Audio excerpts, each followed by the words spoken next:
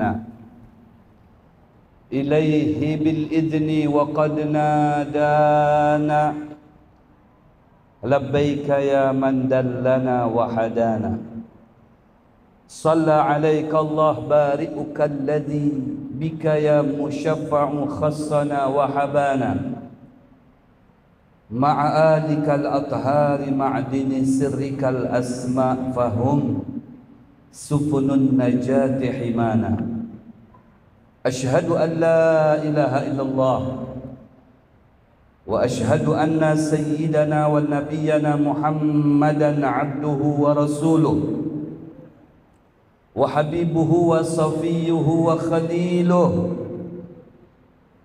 أرسله بالهدى ودين الحق ليظهره على الدين كله اللهم صل وسلم وبارك وكرم معظم على سيدنا محمد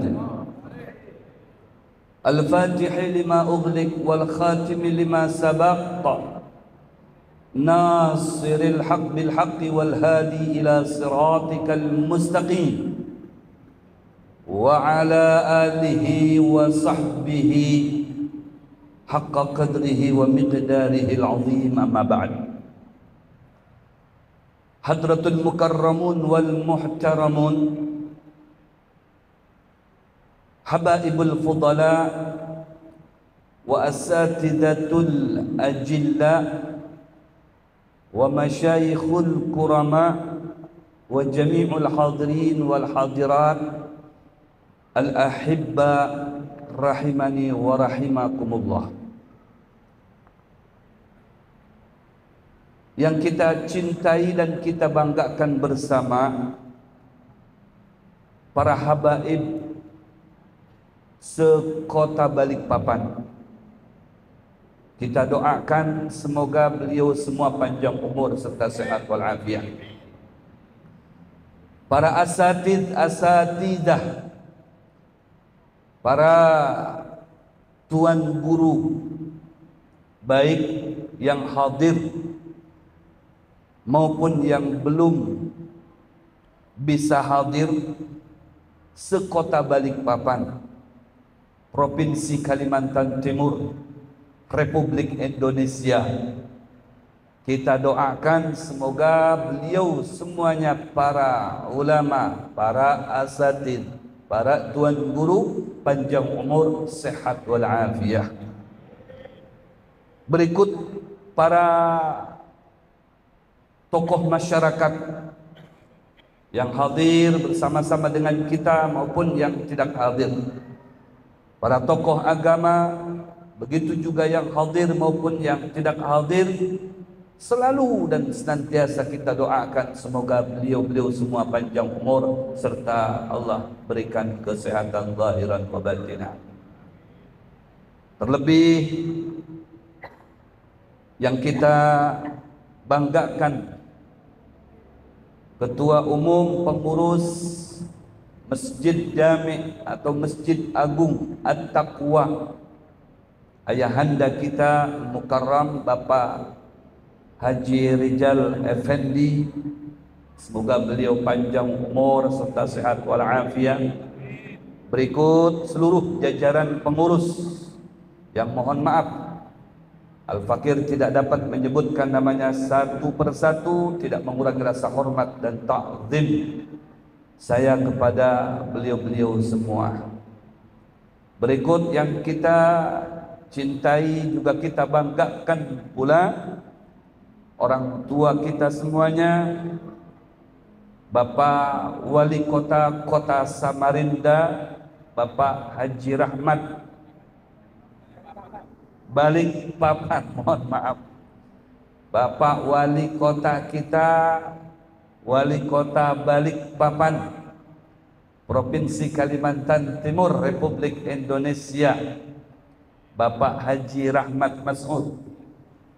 Semoga beliau selalu sehat dan diberikan kemudahan dalam segala urusannya, khususnya untuk memakmurkan kota Balikpapan dan masyarakat yang ada di dalamnya. Begitu juga yang mewakili beliau Kabakestra yang tadi sudah memberikan sambutan kepada kita semuanya. Semoga beliau panjang umur, sehat walafiat. Berikut para aparatur pemerintah tingkat sipil maupun militer sampai dengan Polri, TNI yang mohon maaf tidak dapat disebutkan satu persatu namanya. Semuanya kita doakan para pejabat kita. Semoga Allah Subhanahu wa taala melindungi beliau-beliau semuanya.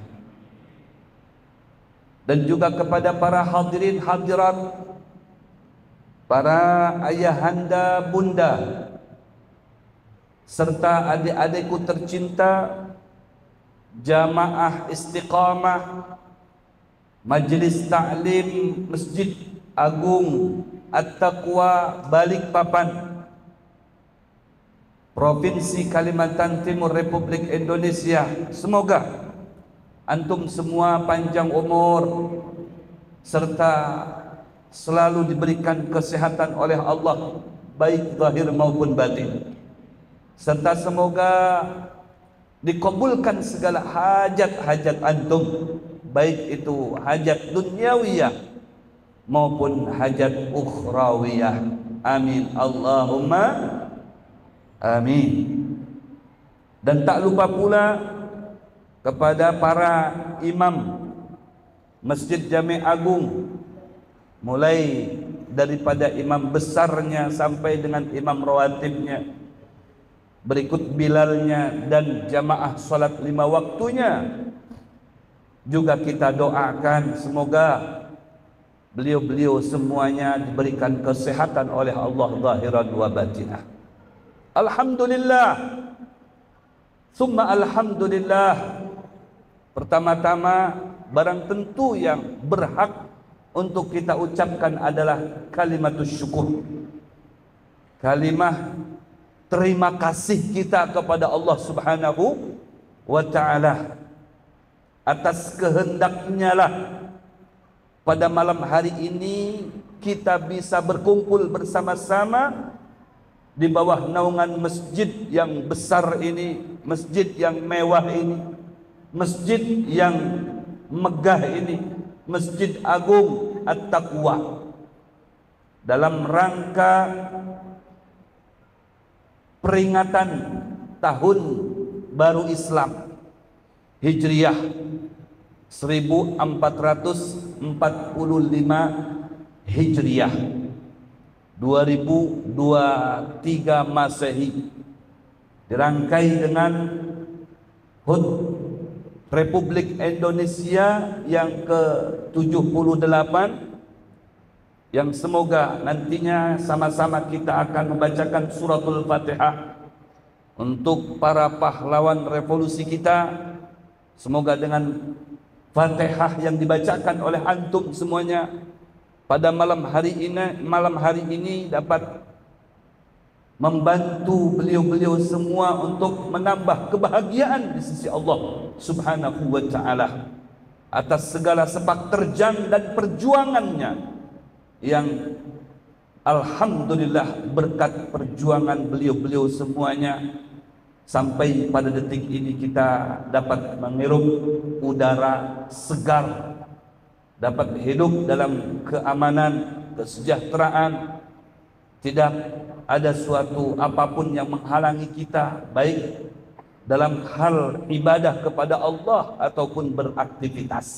Alhamdulillah ala hadhihi niyah wa ala kulli niyah salihah awsil ثواب ذلك إلى أرواح جميع المجاهدين في سبيل الله من أهل البلاد إندونيسيا من السابقين الأولين والآخرين بهذه النية وكل نية صالحة وإلى حضرة النبي محمد صلى الله عليه وسلم بسر الفاتحة.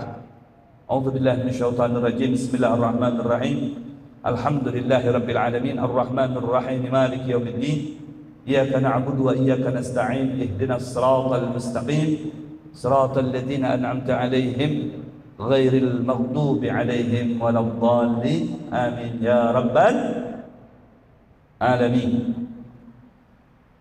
Di dalam perkumpulan kita pada malam hari ini yang sangat dan amat istimewa sekali, karena memang bukan sebatas perkumpulan biasa yang sifatnya seremonial, akan tetapi di dalam perkumpulan ini mengandung ta'lim wa ta'allum, mengandung belajar mengajar, yang mana kita akan membahas sedikit banyak berkaitan dengan hijrahnya Nabi besar Muhammad sallallahu alaihi wa alihi wa barik wasallam, dan mempelajari pengetahuan tentang kenapa harus ada keluar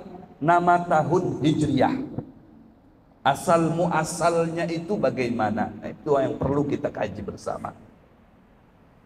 Barang tentunya ini merupakan salah satu kebanggaan kita selaku orang yang beriman kepada Allah, selaku orang yang cinta kepada Allah dan mengakui Nabi Muhammad sebagai utusan Allah, sekaligus beliau adalah seorang nabi dan rasul, panutan kita, referensi dalam segala aspek kehidupan kita menuju kepada kebahagiaan, kesejahteraan yang hakiki baik di dunia maupun di akhirat. Yang seperti mana di dalam firman Allah diabadikan dalam Al-Quran, a'udzubillahi minasyaitonir rajim, laqad kana lakum fi rasulillahi uswatun hasanah liman kana yarjullaha wal yawmal akhir wa dzakarallaha katsira. Yang artinya sungguh telah terdapat di dalam pribadi Nabi Muhammad sallallahu alaihi wa alihi wasallam pribadi yang sempurna, yang patut dijadikan uswah, dijadikan contoh di dalam hidup kita sehari-hari, dalam segala hal, segala bidang, segala aspek. Jika ingin kita meraih kesuksesan yang abadi, bukan yang istilahi, maka contoh yang terbaik untuk hidup kita itu minal awal hatta akhir, dari dulu sampai saat ini adalah mencontoh Sayyiduna Muhammad sallallahu alaihi wasallam. Dan memang semuanya sudah diajarkan oleh Nabi kita Muhammad, mulai kita bangun dari tidur sampai kita tidur lagi, tidak lepas daripada pendidikan, daripada lembaga pendidikannya Nabi Muhammad sallallahu alaihi wa alihi wasallam. Rasulullah yang memberikan contoh kepada kita bagaimana duduk yang baik, bagaimana berjalan yang baik, bagaimana berkata-kata yang baik, bagaimana sikap yang baik, bagaimana kerja yang baik, bagaimana berkeluarga yang baik, bagaimana bisnis yang baik, bagaimana muamalah bersosial terhadap sesama manusia yang baik. Semuanya diajarkan oleh Nabi kita Muhammad sallallahu alaihi wa alihi wasallam. Dan itu bisa dikaji lewat sejarah. Maka sejarah ini salah satu dalil yang fakta, yang konkret selain daripada Al-Quran dan hadis. Dengan demikian kita dapat mengetahui apa sejarah yang kita kenal, seperti mana sejarah hijrahnya Nabi kita Muhammad sallallahu alaihi wasallam sampai lahirnya tahun Hijriah.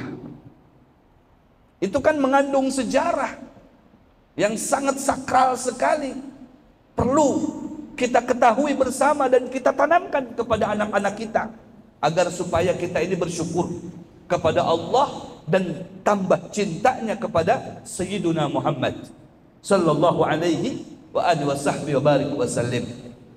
Salah satu contoh, ya, kita mendapatkan satu keistimewaan, yaitu tahun Hijriyah. Itu dimulai dari masa kekhalifahan Sayyidina Umar ibnul Khattab, khalifah yang kedua setelah khalifah yang pertama, yaitu Abu Bakar Siddiq. Sayyidina Abu Bakar Siddiq ditetapkannya tahun Islam ini dari hijrahnya Nabi Muhammad sallallahu alaihi wasallam karena banyak yang dijadikan referensi sebelumnya tidak menetap. Di antaranya ada tahun gajah. Selalu kita dengar Nabi Muhammad lahirnya hari Senin, bulannya Rabiul Awal. Kita diajarkan sama guru kita seperti itu. Kemudian tahunnya tahun gajah. Bapak Ibu, kenapa dinamakan tahun gajah? Enggak tahun sapi, enggak tahun kambing, ya, enggak tahun kucing. Kok gajah yang dipilih? Ya, apakah tidak ada yang lain yang kuat seperti mana gajah? Ya, selain daripada gajah, banyak. Kenapa dipilih tahun gajah? Karena memang tidak lama. Ada yang menyatakan 1 bulan dalam sejarah, ada yang menyatakan 3 bulan dalam sejarah. Setelah kejadian penyerangan Raja Abrohah. Raja Abrohah ini raja yang pada saat itu sangat viral, fenomenal, terkenal, masyhur di negeri Yaman, di Son'a, ibu kotanya. Cemburu dengan banyaknya orang yang berdatangan ke kota Mekah untuk melaksanakan ritual ibadah. Kenapa katanya harus ke sana? Kita bikin aja Ka'bah di tempat kita. Kita gulingkan Ka'bah yang di sana. Kita serang orang-orang yang berani menghalang-halangi kita untuk menggulingkan Ka'bah tersebut.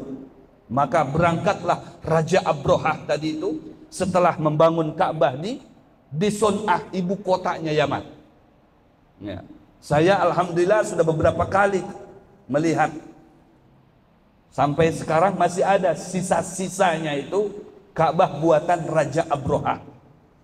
Jadi karena tank bajaknya pada saat itu tidak ada lain selain daripada gajah, salah satu binatang yang mempunyai kekuatan yang luar biasa, ya, maka yang dijadikan kendaraan untuk menggulingkan Ka'bah atau menghancurkan Ka'bah tadi itu berkendaraan, ya, kalau sekarang mungkin tank baja. Kan ada istilah dalam Islam itu hukum kias. Ada kias ijma ulama. Ya, jadi untuk menjatuhkan hukum tadi itu atau menetapkan hukum tadi itu yang bisa dijadikan referensi, itu harus ada kesepakatan ulama, ijma atau kiaskan, ya, dengan orang-orang terdahulu, terutama dengan para sahabat, ya, dengan masanya Rasulullah SAW dikiaskan karena berbeda, fasenya lain, zamannya lain, setiap zaman mempunyai karakter berbeda. Kita terkadang Balikpapan dengan Samarinda saja sudah berbeda, ya, sudah berbeda padahal masih satu provinsi, ya. Samarinda dengan Balikpapan, ya, sudah berbeda seperti itu. Apalagi ya dari masa ke masa kerajaan, masa kekhalifahan itu berbeda-beda. Maka di situ ada kesepakatan ulama, itu namanya hukum dikiaskan. Ya, kalau dulu kendaraan pakai onta, pakai apa lagi tuh? Pakai keledai, pakai apa? Ya, sejenis hayawan semuanya, binatang. Tapi sekarang kan nggak mungkin kita dari Samarinda ke Balikpapan, ya, pakai keledainya juga nggak ada. Pakai ontanya susah dicari. Ya, mau pakai apa? Ya pakai mobil, itu dikiaskan. Ya. Jadi tidak semuanya yang harus kita lakukan pada saat ini sama dengan yang dilakukan oleh Rasulullah Shallallahu Alaihi Wasallam, tapi dikiaskan, gitu. Dikiaskan, ya, dengan perbuatannya Rasulullah yang dilakukan di masa Rasulullah, yang dilakukan di masa khalifah, para ya, penerus perjuangannya Rasulullah sallallahu alaihi wasallam. Makanya kata Rasul, alaikum bisunnati wa sunnatil khulafa'ir rasyidin al-mahdiyyin. Ya, kalian hendaknya terus mengikuti sunnah-sunnahku, ajaranku dan ajaran para khalifahku. Para khulafa itu para khalifahnya Rasulullah sallallahu alaihi wasallam. Itu yang dijadikan referensi dalam kita beramal ibadah kepada Allah Subhanahu wa taala. Ya, di saat penyerangan tersebut ternyata itulah Ka'bah itu memang bukan sembarangan bangunan. Memang hakikatnya Allah Subhanahu wa taala yang membangun, kemudian direnovasi lagi oleh Nabi Allah Ibrahim alaihi salam dengan putranya Nabi Allah Ismail alaihi salam. Maka kalau kita umrah atau haji, ya, kebetulan tahun ini saya alhamdulillah ya berhaji. Ya, banyak ketemu orang Balikpapan, orang Samarinda, itu alhamdulillah. Ya, nah di situ ada makam Ibrahim. Makam Ibrahim itu bukan makam kuburan Nabi Ibrahim dikuburkan di situ, tidak. Makam Ibrahim itu tempat berdirinya Nabi Allah Ibrahim. Bekas kakinya itu masih ada, diabadikan. Kalau kita lihat dari balik kaca itu terlihat itu ada bekas kakinya Nabi Allah Ibrahim alaihi salam. Membuktikan kalau itu adalah ciptaan Allah Subhanahu wa taala sebelum diciptakan oleh manusia. Maka tatkala Nabi Allah Ibrahim selesai membangun Ka'bah itu, maka Nabi Allah Ibrahim lapor kepada Allah Subhanahu wa taala, ya Allah, ini kami sudah selesaikan pembangunan ini, maka seterusnya kami serahkan kepadamu ya Allah. Bagaimana orang akan mengenal tempat ini, orang yang akan datang ke tempat ini? Kami tidak tahu, Engkau yang maha tahu ya Allah. Sementara pada saat itu kan masih tandus, masih gurun Sahara, belum ada kayak sekarang hutan. Ya, hutannya gedung-gedung kalau di sana. Belum ada hotel-hotel berbintang 5 itu belum ada.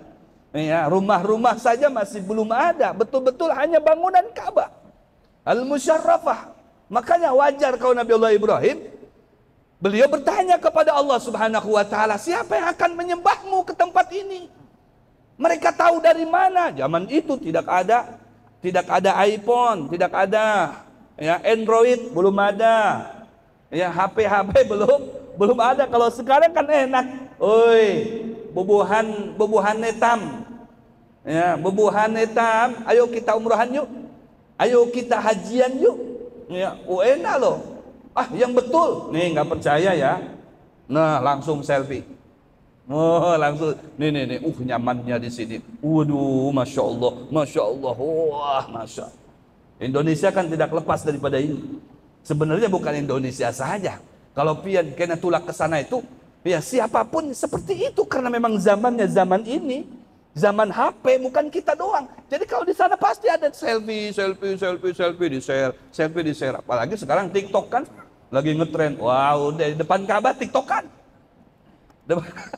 Itu acil-acil itu paling senang itu ya, depan Ka'bah TikTokan dah sudah, sambil tawaf sambil TikTok. Masya Allah. Artinya alat komunikasi lancar. Kalau zaman dulu main hati, teleponnya lewat hati, tidak ada lewat seperti ini. Makanya Nabi Allah Ibrahim lapor kepada Allah, siapa yang akan menyembahmu ke tempat ini? Mana mereka tahu dari mana? Masya Allah. Kata Allah Subhanahu wa taala, wahai Ibrahim, kamu jangan bingung. Ya. Kamu tinggal menghadap ke barat, ke timur, ke utara, ke selatan. Kamu panggil mereka, mereka akan datang. Wa adzin fin nasi ya'tuka rijalah. Masya Allah. Sudah kamu serukan kepada mereka untuk supaya bisa datang ke sini, maka mereka itu akan datang meskipun dengan berjalan kaki. Wa ala kulli dhamirin ya'ti min kulli fajjin amik. Dan mereka, wahai Ibrahim, taulah engkau akan datang bukan hanya berjalan, tapi mereka itu akan mengenal Ka'bah.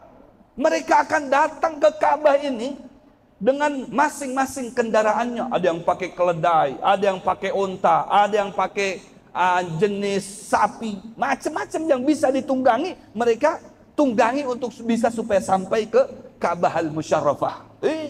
Sudah diberikan isyarat oleh Allah lewat Ibrahim untuk disampaikan kepada seluruh lapisan masyarakat dunia ini dan sampailah kepada kita. Ya, makanya yang sampai ke sana itu adalah orang yang merespon panggilannya Allah Subhanahu wa taala.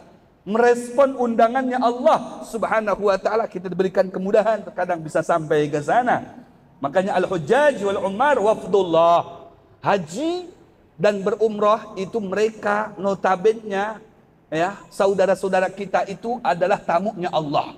Idza sa'alu u'tu wa idza da'u ujibu. Apabila mereka berdoa meminta kepada Allah, permintaannya mereka pasti akan dikabulkan, pasti akan diberikan, doanya pasti akan diijabah. Itulah keistimewaannya tamu Allah Subhanahu wa taala. Dari situ sampai saat ini tidak ada henti-hentinya. Ya, tidak ada henti-hentinya. Bahkan dinyatakan oleh ulama, andai berhenti seperti masa Covid semalam, maka malaikat niscaya tidak bakalan berhenti untuk terus menggantikan manusia bertawaf di kitaran Ka'bah tadi itu.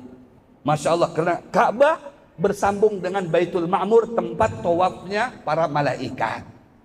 Masya Allah. Kemudian direnovasi lagi di zaman Rasul SAW masih anak muda.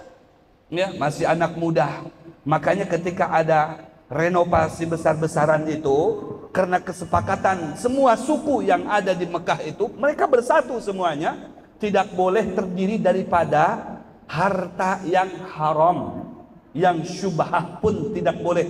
Harus betul-betul jelas-jelas harta yang kalian akan sumbangkan itu terdiri daripada harta yang suci, bersih, betul-betul bisa dipertanggungjawabkan kebersihannya, kesuciannya, kehalalannya. Maka setelah terkumpul ya adalah tersisa dari bangunan itu, disebut dengan Hijr Ismail. Kalau orang bertawaf, tangan kita ke situ ya, itu kita batal tawafnya. Karena ya, kenapa tangan kita masuk ke dalam Ka'bah? Karena Hijr Ismail adalah bagian daripada Ka'bah. Ya, bagian daripada Ka'bah sampai ke ujung situ. Itu Hijr Ismail. Masya Allah. Setelah itu terus berjalan juga, di situ ada sejarah yang luar biasa. Ketika Hajar Aswad itu dikeluarkan dan mau dipasang kembali, maka yang dimenangkan tender pemasangan Hajar Aswad itu Sayyidina Muhammad SAW. Tapi itulah sifat sang pahlawan, sifat sang revolusi, sifat sang pemimpin yang abadi. Beliau tidak mengedepankan ya, egonya beliau sendiri supaya nama beliau terkenal sendiri. Tidak. Ketika beliau mendapatkan mandat daripada semua suku untuk memasang kembali Hajar Aswad ini, maka beliau menggelar sorban. Kemudian Ka'bah itu, Hajar Aswad itu diletakkan di tengahnya. Kemudian semua suku yang mewakili oleh Rasulullah SAW dipanggil. Satu suku satu orang, satu suku satu orang, satu suku satu orang, sehingga semua suku bisa bersama-sama gotong royong mengangkat batu Hajar Aswad. Kemudian Rasulullah yang menyampaikan sampai ke lubangnya, ke tempatnya semula. Jadi semuanya ada mempunyai sejarah istimewa. Bahwasanya suku kami juga pernah mengangkat Hajar Aswad, suku kami juga demikian. Semuanya itulah salah satu toleransinya, sifat toleransinya Sayyiduna Muhammad sallallahu alaihi wasallam.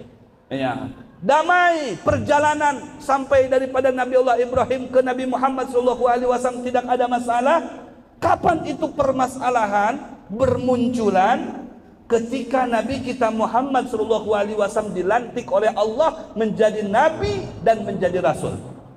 Sebelum menjadi nabi dan menjadi rasul, sebelum diwisuda, ya, sebelum diwisuda, itu Nabi Muhammad mahbub indahum, disukai sama mereka, dicintai sama mereka, sampai mereka itu menggelari dengan Nabi kita Muhammad sallallahu alaihi wasallam itu dengan gelar atau julukan Al-Amin, orang yang terpercaya, orang yang amanah, karena memang itu sifatnya Nabi Muhammad sallallahu alaihi wasallam. Semua orang cinta dengan Nabi Muhammad.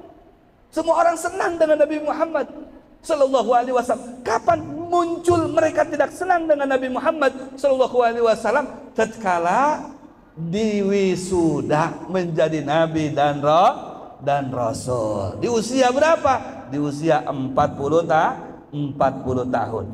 Nabi Muhammad diwisuda, diangkat oleh Allah menjadi nabi dan rasul untuk menyampaikan yang hak, menegakkan kebenaran, mendobrak kebatilan, merubah sistem keadaan di masa itu yang disebut dengan masa jahiliyah. Ya, kepada era apa itu? Era pendidikan agama Islam, dinullah, agamanya Allah, dinus samhah, agamanya yang sangat dan amat toleransi. Biar kita tahu tuh, ya, dinul Islam, dinus samhah, agama yang sangat toleransi. Tidak ada agama yang sangat toleransi melebihi daripada toleransinya Islam. Alhamdulillah. Makanya kita bersyukur kita memeluk agama Islam. Inna ad-dina 'indallahil Islam. Wa may yabtaghi ghairal islami dina fala yuqbal minhu wa huwa fil akhirati minal khasirin. Ini sudah nas, sudah distempel oleh Allah Subhanahu wa taala dalam Al-Qur'an. Raditu billahi rabba wa bil islami dina wa bi Muhammadin nabiyya wa rasul. Al-yawma akmaltu lakum dinakum wa atmamtu alaikum ni'mati wa raditu lakumul islami dina. Masya Allah. Ini bentuk statement ya, yang bermakna stempel dari Allah Subhanahu wa taala. Luar biasa. Ya, setelah itu baru bermunculan masalah demi masalah. Karena apa? Karena Nabi Muhammad membawa ajaran Al-Qur'an. Membawa ajaran Al-Qur'an. Al-Qur'an itu diturunkan oleh Allah dari Lauhil Mahfuz ke langit dunia.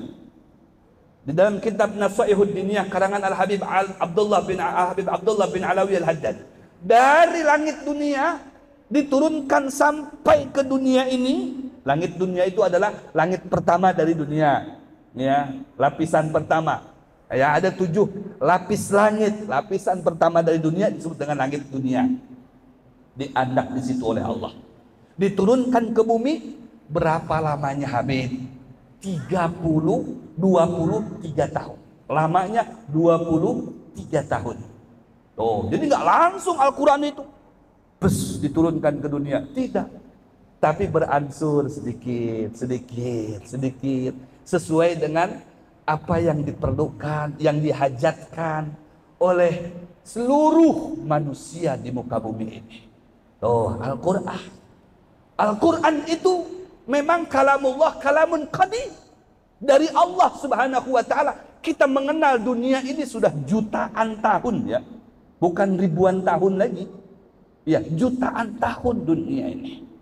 Kalau kita mungkin secara logika menyatakan dunia ini paling duluan. Ya, paling duluan daripada dunia, daripada manusia. Ya, karena lamanya ini dunia. Sebelum ada tanggalan, baik itu Masehi ataupun Hijri, ini dunia sudah ada. Dunia sudah ada ketika Nabi Allah Adam dikeluarkan dari surga ke dunia. Berarti kan dunia sudah ada. Betul Bu. Ya, Nabi Allah Adam ke dunia cuman sendirian, ditemani sama satu lagi istrinya beliau. Siapa? Siti Hawa. Di mana Adam diletakkan? Daerah India sana. Ya, di mana Siti Hawa diletakkan dari surga itu? Di bagian timur tengah sana.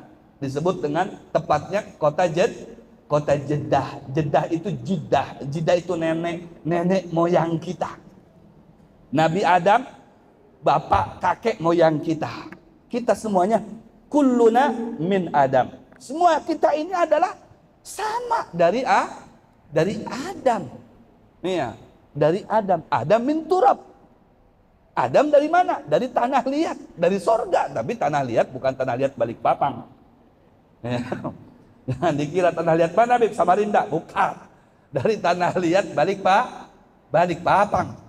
Ya, Balikpapan. Bukan. Tanah liat dari sorga. Makanya, ya, iblis itu tidak mau sujud dengan Nabi Allah Adam. Kenapa? Karena gengsi. Gengsi.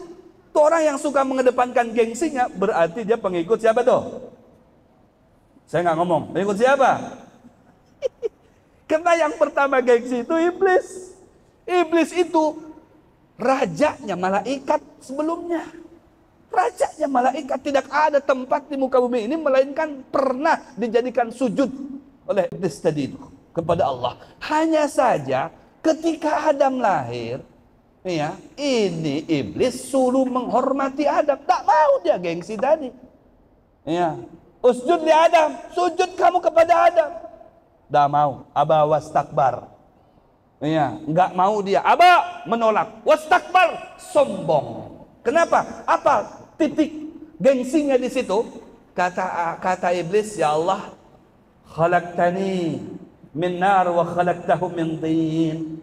Kau ciptakan dia dari tanah liat, engkau ciptakan aku dari api. Mana lebih hebat? Api lah.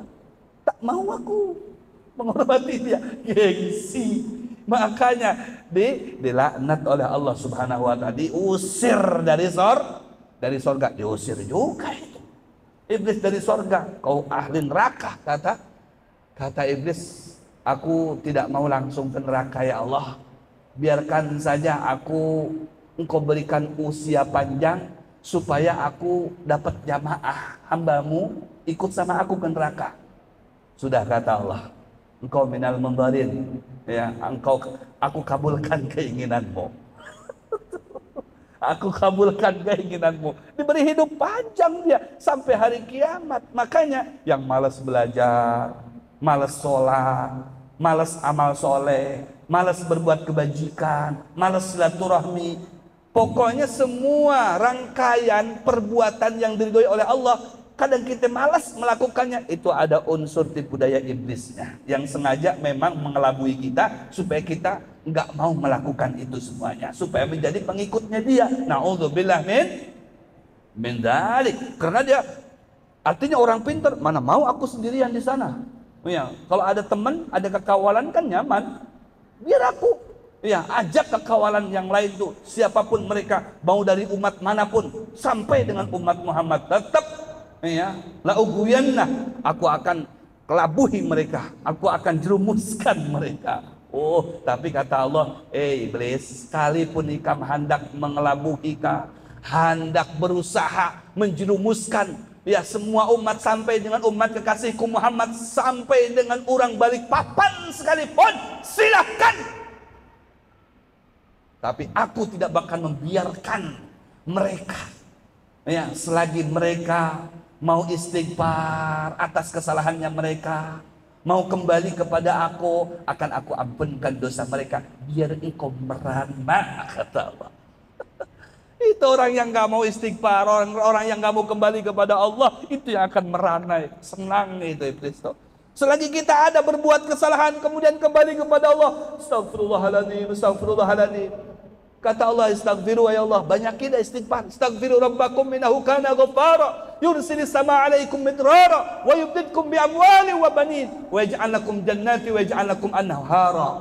Jangan takut, kata Allah, kalian kalau berbuat salah, ya, banyakin saja istighfar kepada saya, banyakin kembali kepada saya, biar mereka si iblis itu yang merana, bukan kalian yang merana. Karena setiap kalian minta ampun, setiap kalian datang kepada saya membawa dosa sebanyak butiran-butiran pasir di rumah makan apa itu, yang belakangnya ada laut tuh, ya, laut biru. Ya, ada pasir banyak tuh, sebanyak butiran pasir di situ. Kata Allah, selagi kalian minta ampun kepada saya akan sambut kalian dengan ampunan saya. Sallallahu alaihi Muhammad. Diampuni oleh Allah Subhanahu wa ta'ala. Bukan hanya sebatas diampuni, ini kebijaksanaannya Allah. Luar biasa, setelah diampuni juga kata Allah Subhanahu wa ta'ala, yursilis sama alaikum midrara. Kalian yang miskin aku jadikan kaya. Aku deraskan rizki untuk kalian, bak derasnya turun hujan. Wa yumdidkum bi amwal wa banin. Kalian tidak punya mobil, kalian tidak punya rumah, kalian tidak punya harta, akan aku perbanyak harta kalian. Tuh, ini statementnya Allah Subhanahu wa ta'ala dalam Al-Quran.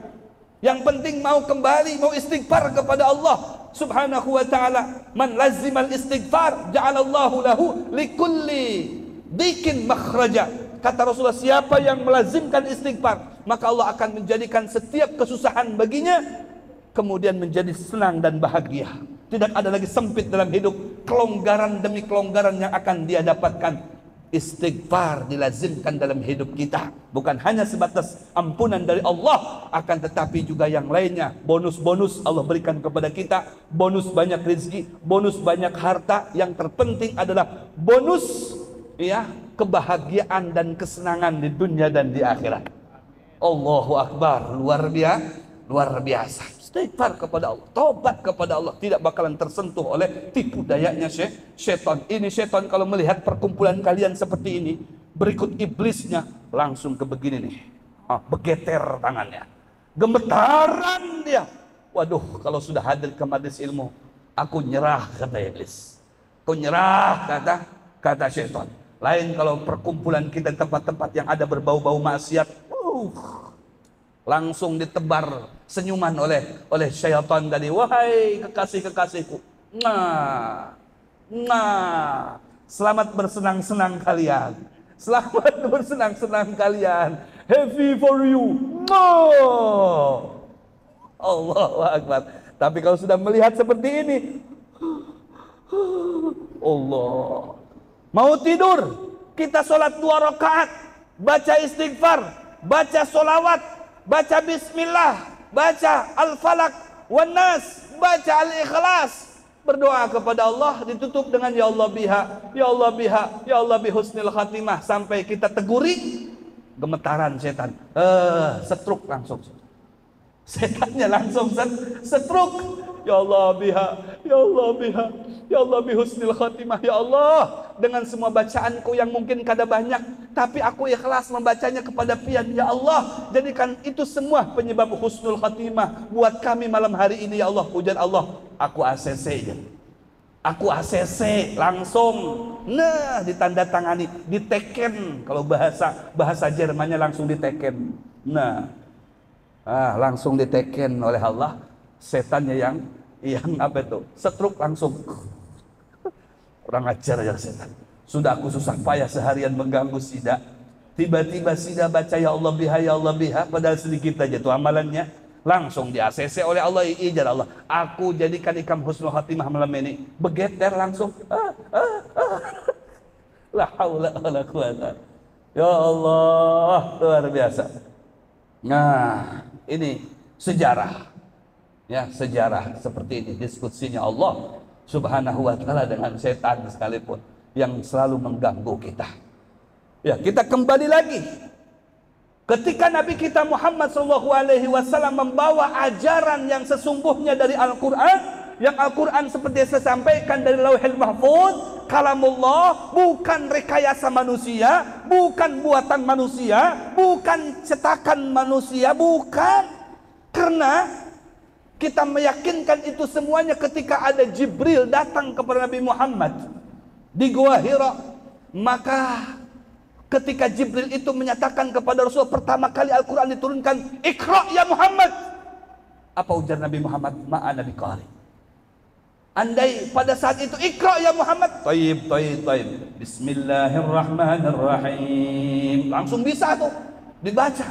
Iqra bismi rabbikal ladzi khalaq, khalaqal insana min 'alaq. Wah, curiga orang. Ini dari Muhammad ini. Dari Muhammad ini. Tapi tidak demikian. Ma'ana biqari. Iqra ya Muhammad. Ma'ana biqari. Sampai 3 kali. Iqra ya Muhammad. Ma'ana biqari. Kemudian didekap Nabi Muhammad sampai kesakitan. Sampai lapor dengan istrinya yang bernama Khadijah. Lapor dengan Warakah bin Naufal, salah satu tokoh keluarga Khadijah di kota Makkah. Apa? Ujar Sayyidatuna Khadijah, itu bukan siapa-siapa wahai Muhammad, jangan takut. Engkau ini orang baik, engkau ini orangnya sosial, engkau ini orangnya penderma, engkau ini orangnya musamaha, pemaaf, engkau ini adalah orangnya toleransi. Gak mungkin Allah itu menyanyiakan Anda. La yukhzika abadan. Allah sama sekali tidak bakalan menyanyiakan Anda wahai Muhammad. Engkau selalu bersilaturahmi, engkau selalu membantu orang. Kata Sayyidatuna Khadijah, besok ayo kita datang ke keluarga saya yang bernama Waraqah bin Naufal. Kemudian ketika sampai ke sana, oh kata Waraqah, ya Muhammad, jangan khawatir, yang mendekap kamu itu adalah namus. Di zaman Musa, Jibril itu disebut dengan namus. Namus yang datang kepada saudara kamu yang bernama Musa. Kata Waraqah bin Naufal, itu risalah kenabian, andai Allah memberikan usia panjang, maka niscaya aku di belakangmu, aku ada di belakangmu membantumu, ayat Muhammad. Masya Allah, baru tenang Rasulullah. Ya, dedekap sekuat-kuatnya. Baru kata Jibril, Iqra bismi rabbikal ladzi khalaq. Dan seterusnya. Allah, ini menunjukkan Al-Quran kalamullah. Dan Allah pun memberikan statement, Inna nahnu nazzalna dzikra wa inna lahu lahafizun. Aku yang menurunkan Al-Quran, kata Allah, dan aku yang memeliharanya, dipelihara. Sebagai bentuk Al-Quran itu dijaga dan dipelihara oleh Allah. Sampai pada detik ini tidak ada satu orang pun yang berani memain-mainkan Al-Quran. Pasti ketahuan. Al-Quran malah diinjak dan diinjak oleh orang-orang yang zalim. Malah kehormatannya Allah tinggikan, kemuliaannya Allah tinggikan, kemuliaannya Allah agungkan, Allah angkat setinggi-tingginya. Allahu Akbar. Luar biasa Al-Quran, ya. Allah yang menjaga. Makanya menjaga Al-Quran, Allah akan menjaganya. Man ja'alal Quran amamahu, ja'alallahu qadahu ilal jannah. Siapa yang menjaga Al-Quran, Al-Quran selalu dikedepankan dalam segala aspek kehidupannya, kata Rasulullah, maka qadahu ilal jannah, tempatnya dia adalah kebahagiaan yang hakiki, yaitu berupa surganya Allah Subhanahu wa ta'ala. Ajaran yang bersumber dari Al-Quran inilah yang dibawa oleh Nabi Muhammad SAW. Mulai dari situ mereka yang kebiasaannya zina, kebiasaannya minum minuman khamr, kebiasaannya main judi, mulai gelisah, terganggu. Pengikut Nabi Muhammad mulai saikung, duaikung, mulai ada, mulai banyak, mulai mereka resah, gelisah. Tapi mereka tidak bisa berbuat apa-apa. Mereka hanya datang kepada paman yang bernama Abu Talib. Wahai Abu Talib, engkau salah satu tokoh yang kami tuakan di sini. Kami gelisah, kami terganggu, kebiasaan kami terusik, wahai Abu Talib. Sampaikan kepada keponakanmu itu, hentikan ajaran barunya. Hentikan. Andai engkau bisa menghentikannya, demi Lata wal Uzza wa Hubal dan lain sebagainya, apa yang diinginkan oleh ponakanmu itu? Mau perempuan tercantik, paling beautiful, paling handsome, paling bungas, akan kami persiapkan untuk keponakanmu yang bernama Muhammad. Oh, kalau Rasulullah berdakwah demi untuk mendapatkan perempuan cantik, setomat aja. Setomat aja. Sudah ditawarkan sama mereka, ya, the best of woman, paling cantiknya perempuan disediakan untuk Nabi kita Muhammad. Ya, kata Rasulullah, kami bukan karena itu.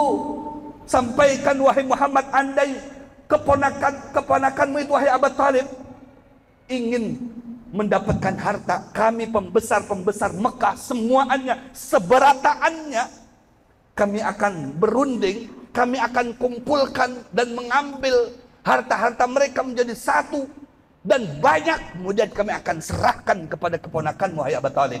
Sampaikan kepada keponakanmu, yang penting sebuting, hentikan ajaran barunya di tengah-tengah masyarakat kami. Kami terusik, kami kada mau itu. Biasa kami main. Sallu ala Muhammad. Coba bagaimana rekayasa mereka untuk menyogok Nabi Muhammad. Dan bagaimana prinsipnya Nabi kita Muhammad tidak mudah disogok, baik dengan perempuan cantik, dengan harta, dengan benda, dengan tahta jabatan sekalipun. Takbir. Sallu ala Muhammad. Karena yang dipikirkan masa depan, yang dipikirkan umat, yang dimikirkan adalah kesejahteraan oleh Nabi kita Muhammad SAW. Allahu Akbar. Bukan berarti menyebarkan ajaran Al-Quran dengan sekehendaknya, bersikap arogansi. Tidak. Dengan penuh kesantunan Nabi kita Muhammad, dengan penuh toleransi Nabi kita Muhammad. Tapi apa sebaliknya? Ya, mereka tidak mau, ya, itu berlanjut terus, rekayasa demi rekayasa mereka lakukan. Tapi semuanya mental, semuanya tidak bisa tembus sampai pada akhirnya detik menjelang hijrahnya Nabi Muhammad diperintahkan oleh Allah. Karena kata Rasulullah, demi Allah, kalau tidak Allah merintahkan saya keluar dari kota Mekah, walaupun nyawa taruhannya, saya tidak bakalan meninggalkan tempat kelahiran saya sendiri. Kata Nabi kita Muhammad, tidak bakalan saya sampaikan, tidak bakalan saya tinggalkan kota ini sampai Allah merintahkan saya untuk pindah dari tempat ini. Tantangan demi tantangan. Amonnya kita kada sanggup, lagi sembahyang dihuntali kotoran unta, lagi sembahyang dihuntali kotoran unta. Tahu dihuntali kan? Nah, dilempari kotoran unta. Mau sembahyang dari atas pohon tuh, nah dihuntali kotoran unta nang hanyar dikeluarkan dari muridnya. Senyum Nabi kita Muhammad, tahu ini orang yang kada katuju lawan aku, kada apa-apa aja Nabi Muhammad. Yang penting aku tegak menegakkan agama Allah. Tidak kemudian langsung mencaci maki ikam, pukul, ditampuk ikam, aku tampar ikam nih, turun ikam, sembelih ikam nih. Kada demikian. Tapi bagaimana sikapnya Rasulullah dengan orang yang memusuhi Nabi kita Muhammad? Ini contoh yang perlu dipublikasikan. Dengan orang yang mencekik Nabi Muhammad, dengan orang yang mencaci maki Nabi Muhammad, selalu dijawab dan direspon dengan respon positif, dengan senyuman. Masya Allah. Bahkan itu orang yang membenci Nabi, yang setiap mau sholat dicegat dengan lemparan kotoran unta yang masih basah dan bau, sampai pada akhirnya orang ini garing. Maka Rasulullah mencari orang tersebut, mencari-cari sampai bertakun-takun dengan orang yang ada di sekitarnya. Mana orang yang biasa langganan aku menghuntali kotoran unta dari atas pohon ini? Anu wahai Muhammad, dan orang ini garing ini. Coba kalau kita itu ketulahan aku tuh, ketulahan aku amun kita, biar tahu rasa ikam telah seberatan mengganggu aku, ketulahan ikam seberatan toh. Wah, jadi bahasanya lah berubah nih. Tapi tidak demikian dengan Nabi kita Muhammad sallallahu alaihi Muhammad. Di mana rumahnya? Kata Rasulullah, ngendi rumahnya? Oh, nang kono ya Rasulullah. Tayyib. Ya, tunjukkan saya. Saya ngarep teko ke rumah Sida. Oh, ngarep teko ke rumah Sida. Hebat nggak bahasanya tuh. Masya Allah. Datang Rasulullah ke rumahnya orang yang selalu mengotori tadi itu. Permisi. Ya. Siapa di luar? Aku siapa? Langgananmu Muhammad. Tuh, coba bayangkan. Hah? Muhammad? Betulan? Dibuka pintu. Oh, bujuran pian. Ini saya translate ke bahasa Jerman. Nang sebujurnya kada bahasa nang kaito. Oh, pian ka Muhammad? Iya kok. Aku dengar ikam garing, makanya aku datangi kam. Muhammad, aku ini beberapa hari belakangan ini garing kerja nyaman awak aku. Masya Allah, kada nyaman awak. Tidak sehat aku, tidak nyaman, sakit saya wahai Muhammad. Nangis di depan Nabi Muhammad, wahai Muhammad, maafkan saya wahai Muhammad. Saya terprovokasi dengan berita-berita hoax.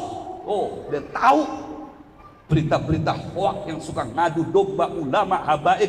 Ojo didengar, ojo dirungu, bikin suasana kisruh. Betul Pak? Jangan didengar.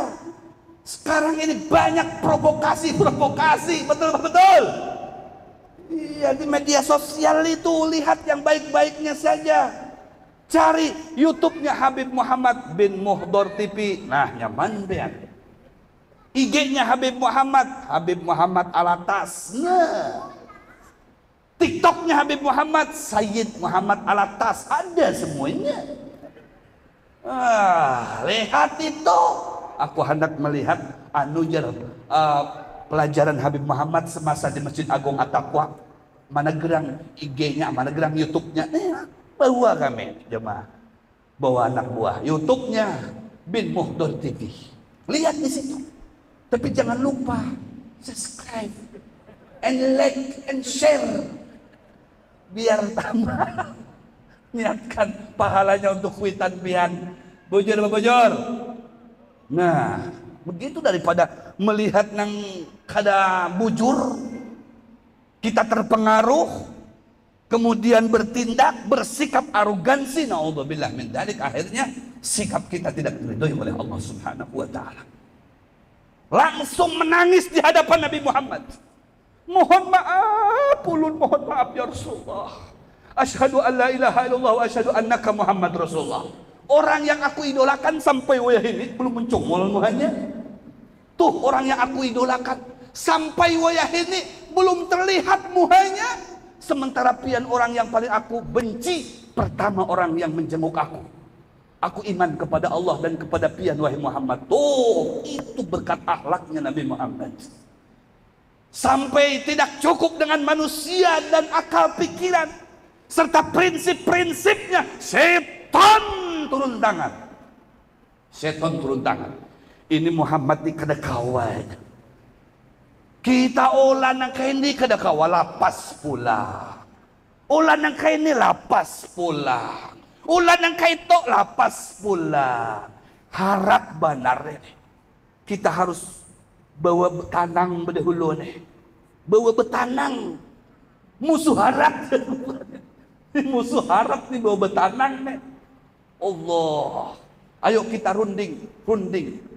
Di mana itu? Di Darun Nadwah. Ya, di Darun Nadwah.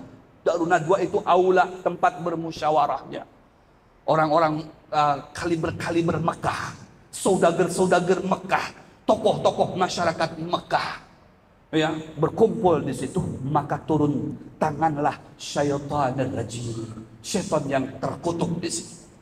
Di situ dibahas tentang, ya, metode pelenyapan Muhammad. Wah, tapi hati-hati, jangan sampai berkekesahan dengan yang lain. Takut nanti, ya, yang ingin kita cita-citakan ini putus di tengah jalan. Sudah rapat mereka semuanya. Kemudian dimintai pendapatnya Saikong. Mintai pendapatnya, Bu. Ayo silakan pembesar-pembesar, bapak-bapak yang mempunyai ide cemerlangnya, silakan dikeluarkan. Ojo supan-supan, keluarkan aja. Bagaimana kita cara untuk menghilangkan Muhammad ini? Tolong, ya, sampaikan semuanya ide-idenya, pendapat-pendapatnya. Mungkin ada cara-cara yang mujarab, ya, ide-ide yang bagus yang bisa kita sepakati pada saat ini. Kita tidak mau ngambil waktu panjang berlarut-larut. Secepat mungkin kita bertindak. Kita lenyapkan Muhammad dari tanah kita ini yang kita cintai ini.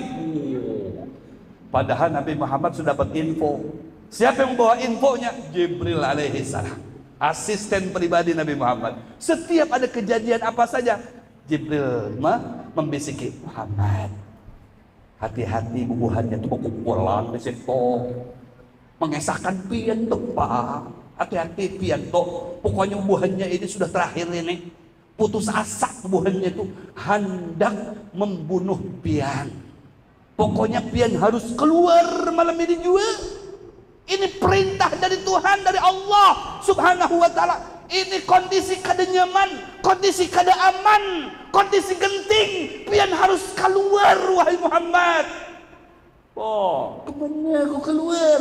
Ke penjara. Ada. Itu tambahan aja, tambahan.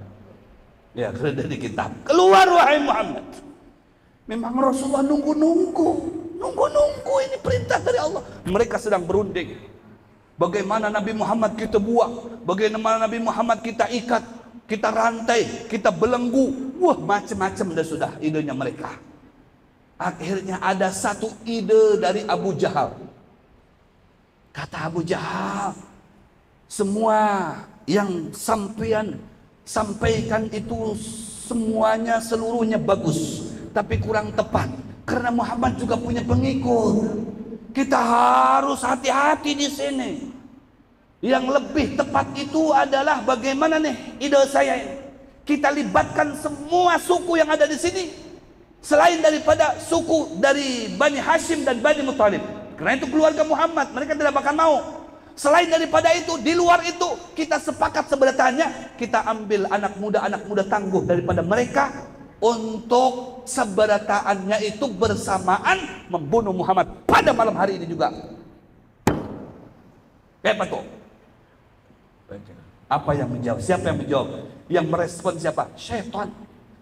Syaitan yang menyerupai orang bagus, baik, berjubah nang kain dari Najd. Kata syaitan tadi yang menjelma manusia. Interupsi. Ya, ada apa? Saya sependapat dengan orang itu. Saya cocok, saya setuju.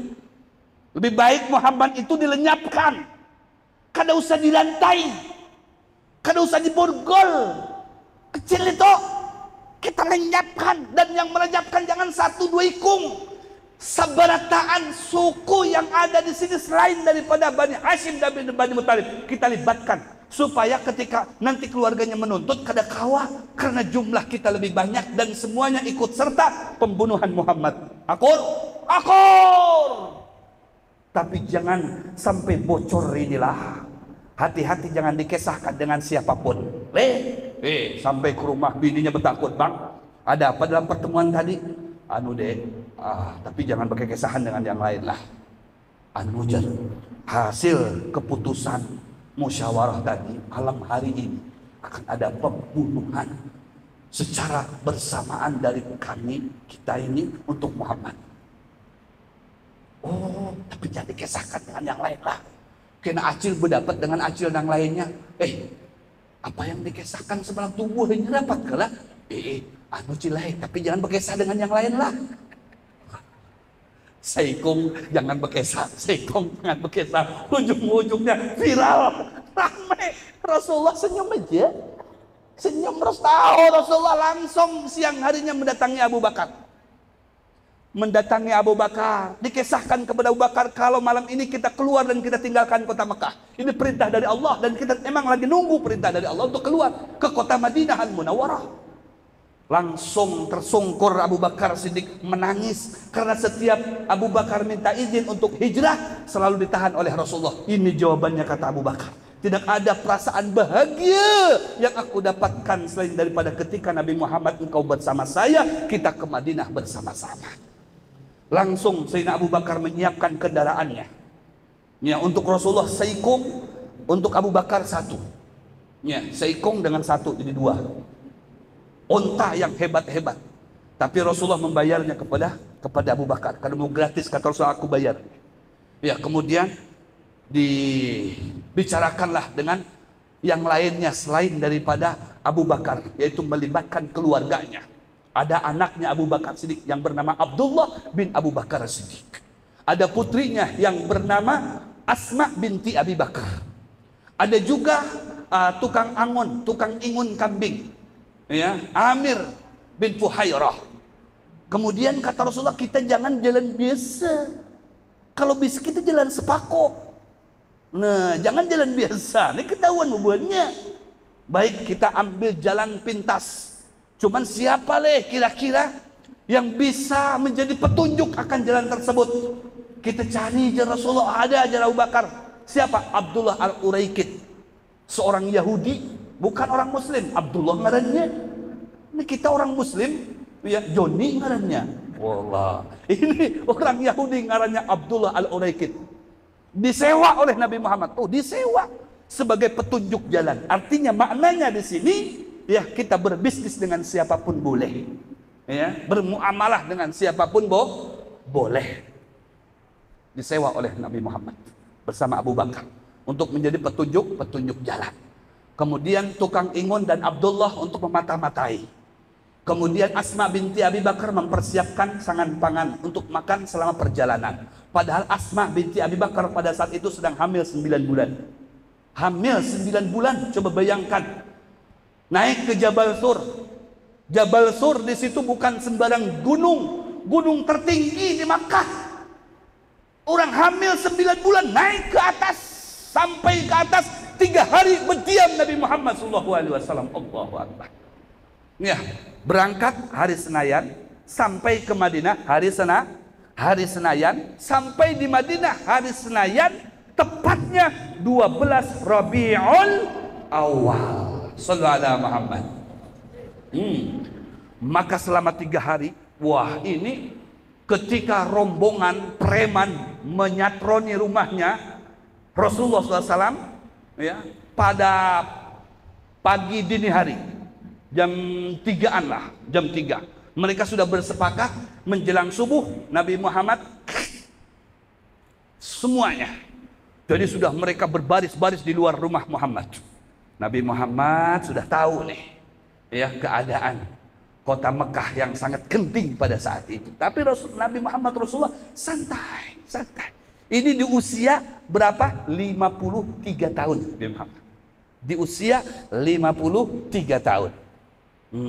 Jadi di Madinah itu cuma 10 tahun Rasulullah SAW. Sampai pagi dini hari mereka mulai mengintip-intip rumahnya Rasulullah. Tapi Rasulullah sebelumnya siang harinya sudah berpadah dengan Ali, ya, menantunya Rasulullah. Nah, ini luar biasa, ya. Artinya murid yang begitu setia dengan gurunya. Kata Rasulullah, wahai Ali, kau akan aku tugaskan untuk memposisikan aku di tempat tidur dan memakai selimut yang biasa aku pakai. Nggak pakai. Waduh, Muhammad, bah, gimana bah? Ini nyawa taruhannya bah. Jangan ulun bah, yang lain aja. Tidak demikian. Kata Sayyidina Ali, marhaba, qabiltu, saya terima tawarannya wahai Muhammad, saya siap. Maka menjelang pagi itu Sayyidina Ali yang terlentang di situ dengan selimutnya yang biasa dipakai oleh Rasulullah. Nabi Muhammad keluar. Masya Allah, Nabi Muhammad keluar. Mereka tidak melihat Rasulullah SAW keluar, ya, karena mereka ditaburi oleh pasir-pasir, ya, yang begitu halus ke wajah mereka sehingga mereka fahum la yubsirun, mereka punya mata tapi mata mereka tidak dapat memandang wajahnya Nabi Muhammad atau batang tubuhnya Nabi Muhammad sallallahu alaihi wasallam. Santai berjalan dengan Sayyidina Abu Bakar, dengan Abdullah Al-Uraikid, dengan Abdullah bin Abi Bakar, dengan Asma binti Abi Bakar, berjalan sampai ke Jabal Sur, ke atas sana, bukit tinggi sekali. Allah, di situ berdiam di satu goa, namanya Goa Thur. Ya, di Goa Thur berdiam di situ. Yang goa itu saya pernah sekali 2 kali ke situ. Kalau memang dilihat dari atas, kena naik ke atas, kemudian turun, ngenyamping lewat bebatuan besar, disitulah tempatnya. Jadi kalau dari atas melihat ke bawah itu memang kelihatan betul. Subhanallah, di situ ada beberapa burung merpati langsung berdatangan menutupi bibir goa tersebut sehingga Abu Bakar dan Rasulullah tidak, ya, diketahui oleh mereka yang mengejar Muhammad. Kenapa mereka mengejar Muhammad? Karena mendapatkan laporan dari preman-preman yang sudah disediakan sama mereka, pembesar-pembesar Quraisy Makkah. Ketika masuk ke kamar Muhammad, yang didapatkan bukan Muhammad melainkan Ali karamallahu wajah. Mana Muhammad? Aku tidak tahu. Aku hanya ditugaskan untuk tidur di sini. Tetap jujur Imam Ali. Dicari. Jangan sampai lepas. Belum lama Yang paling cerdas di situ siapa? Abu Jahal. Begitu preman-preman lewat timur, kata Abu Jahal, jangan lewat situ, lewat nih sini nih, belakang sini. Masya Allah. Kenapa bisa tahu Abu Jahal? Kata Abu Jahal ketika, kenapa engkau mengetahui jalannya ke sini bukan ke sana? Karena aku mencium bau harum, yang bau harum ini tidak didapatkan dari yang lain selain daripada keringat Muhammad. Abu Jahal kenal dengan keringat Nabi Muhammad. Paluhnya Nabi Muhammad harum, atyab minal misik, lebih harum daripada minyak kasturi. Sampai Abu Jahal tahu dengan bau harum keringatnya Nabi Muhammad. Sallu ala Muhammad. Dan Abu Jahal tidak berani langsung menatap wajah Nabi Muhammad. Ketika ditanya, Abu Jahal, engkau ini kan sebagai orang yang berpengaruh sekali, kenapa kalau sudah di depan Muhammad tidak mau kamu menatap wajahnya, kamu selalu berpaling atau tunduk begini, membuang wajahmu? Kata Abu Jahal, kalau aku menatap wajahnya lebih daripada 5 menit, pasti aku akan ikut dia, karena tidak ada tanda-tanda dusta di wajahnya. Allahu Akbar. Hanya saja gengsi tidak mau mengikuti Muhammad. Sallu ala Muhammad. Dijalani memang betul, yang ditunjukkan Abu Jahal betul, sampai ke atas. Hanya saja mereka oleh Allah ditutupi matanya dan dikeraskan lehernya, tidak dapat menatap ke bawah. Kenapa? Karena ketika sampai ke paling atas bukit gunung tadi, berterbanganlah merpati-merpati. Mereka menyatakan, woi di bawah, di sana, dapatkah di atas sana tanda-tanda? Kedada di sini. Ya kah? Dada aku sudah cari-cari, kedada. Kayaknya kan sampai ke atas sini, Pang. Mungkin di bawah sini.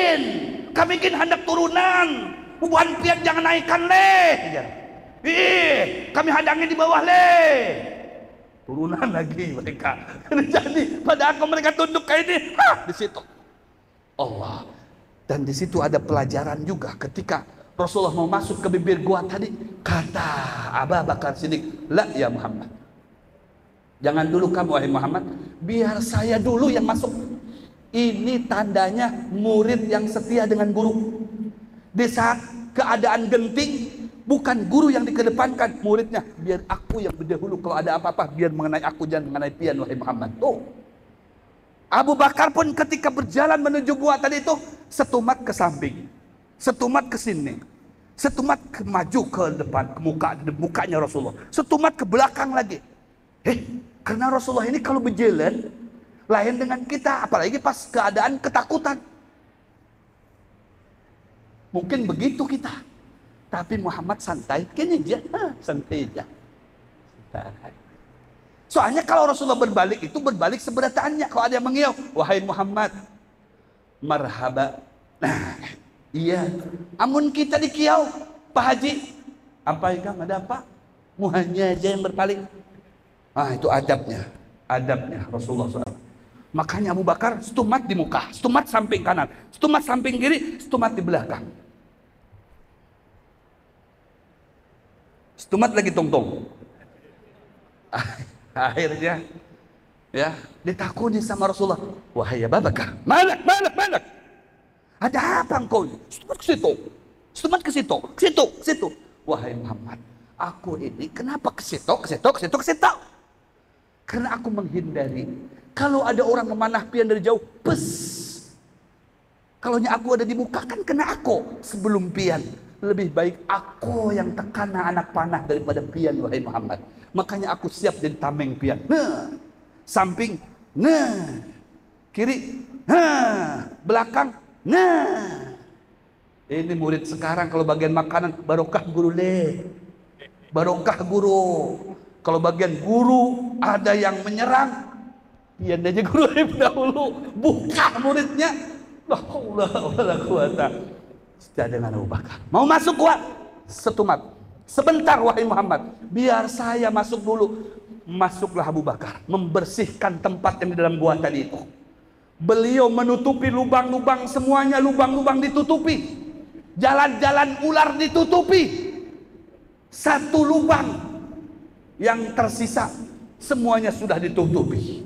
Masuk Rasulullah, kemudian ya, Rasulullah diminta untuk beristirahat di atas pangkuan Abu Bakar Siddiq. Satu tangannya Abu Bakar Siddiq digunakan untuk menutupi lubang, menutupi dengan kakinya, telapak kaki tutupi. Jadi Rasulullah di atas pahanya Abu Bakar Siddiq.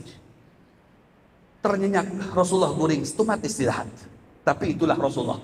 Wal ainu qad naisat wa qalbuhu la yanam. Mata boleh dipadahkan guring, tapi hatinya kada guring. Tahu? Kenapa tahu? Di saat Abu Bakar menangis kesakitan sampai meneteskan air mata jatuh ke pipinya Rasulullah, bangun Rasulullah. Wahai Abu Bakar, lima tabiki, kenapa kau menangis? Abu Bakar takut? Tidak. Ada apa wahai Abu Bakar? Lima tabiki, kenapa engkau menangis? Mana aku enggak menangis ya Rasulullah? Kakiku bengkak. Dilihat, kata Rasulullah, ya Allah, kaki kamu bengkak betul. Ternyata kakinya dipatok ular, Pak. Ularnya berbisa, ular kobra. Kata ular, kurang ajar ya. Sekali aku patok diem aja, dua kali diem aja, gak berkuming sedikit pun. Dipatok tiga kali, ditahan. Tuk tuk tuk tuk tuk tuk tuk, sampai lebih daripada 20 kali patokan. Tahan, tahan, tahan. Lama kelamaan nangis juga. Sakit. Kata Rasulullah, angkat, angkat kakimu, angkat. Diludahi sama Rasulullah.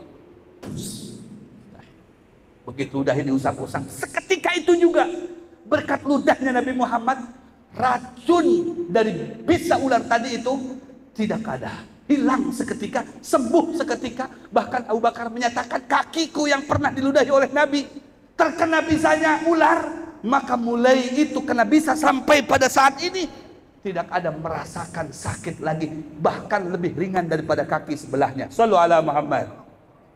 Allahu Akbar. Itu perjalanan Rasulullah. Belum Sayyidina Asma binti Abi Bakar Siddiq, setiap hari nganteri makanan datang ke gua tadi. Setiap hari. Mana beliau hamil 9 bulan. Allahu Akbar. Naik ke atas bukit tinggi sekali. Coba ibu kalau hamil 9 bulan kira-kira berat atau ringan? Berat, bisa naik gunung. Kada kawan nih baik. 9 bulan ikut bersama-sama dengan Nabi ke Madinah. Sampai di Madinah lahir. Masya Allah, lahir ditasmiahi oleh Nabi. Ini yang bertasmiah. Kata siapa tidak ada asal usulnya. Ini Rasulullah Abdullah ya bin Awwab. Langsung ditasmiahi oleh Nabi, dipotong rambutnya oleh Nabi, ditalkim, ditahnik, disuapi madu, disuapi korma oleh Nabi Muhammad di kota Madinah. Allahu Akbar. Dengan nama yang baik, kata Rasulullah, khair asma ma'ubbid wa mahummid, sebaik-baik nama yang diawali dengan Abdullah dan juga dengan Muhammad, Ahmad, Hamid. Masya Allah, luar biasa. Berjalan sampai ke kota Madinah. Di pertengahan perjalanan, belum sampai kota Madinah, ternyata ada yang mengikuti, ada yang menguntiti. Siapa yang menguntiti? Siapa yang mengikuti? Yang mengikuti diantaranya adalah Suraqah yang bisa tembus. Suraqah bin Malik mengikuti Nabi Muhammad Sallallahu Alaihi Wasallam. Kenapa bisa mengikuti? Karena ketika Nabi Muhammad tidak bisa didapatkan, dicari-cari ke berbagai tempat tidak ditemukan, maka keluarlah sayembara. Kata Abu Jahal berikut CS-nya, siapa yang mendapatkan Muhammad sampai ke tangan kami, hidup atau mati, kami akan berikan hadiah 100 ekor unta. Bayangkan 100 ekor unta akan diberikan hadiahnya. Semangat orang mencari. Tidak didapatkan kecuali Suraqah. Suraqah melihat ada rombongan Muhammad, dikejar dengan kudanya, memasukkan kudanya dengan kencang. Nabi Muhammad santai, sudah mendekati. Abu Bakar ketakutan. Tenang, kata Rasulullah, jangan takut kita ya. Ini Suraqah mengejar, barak, sudah mendekati, menghunuskan pedang. Kemudian kakinya kuda ini terprosok, jatuh, terjelungkang, terpelanting. Suraqah terpelanting, itu bahasa Jermannya. Kukur, itu bahasa Londonnya. Jatuh, itu bahasa Balikpapannya. Jatuh. Akhirnya bangun lagi, ngejar lagi, karena mau kembali. Ingat 100 onta. Ini kalau satu onta harganya 20 juta kali 100 ekor, berapa M coba? Masya Allah. Ini yang tahu cuma beliau aja nih. Ya, hitung-hitungan bagian MM beliau yang tahu nih. Oh, kita tidak tahu. Dikejar lagi, hunuskan pedang lagi. Subhanallah, Allah prosokkan kaki kudanya tadi itu, jatuh lagi. Wah, jatuh terguling-guling. Kemudian naik lagi, mikir lagi, ini dilanjutkan apa jangan, dilanjutkan apa jangan. Nah, lanjutkan aja, lanjutkan, memacu lagi kudanya.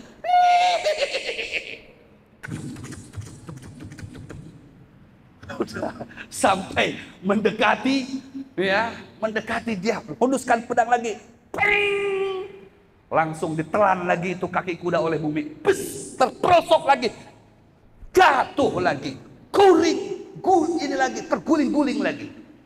Allah, sampai terpelanting jauh itu Suraqah, sampai akhirnya minta tolong kepada Muhammad, ya Muhammad, unsurni, tolongi kami, baru disamperi oleh Rasulullah beserta Abu Bakar.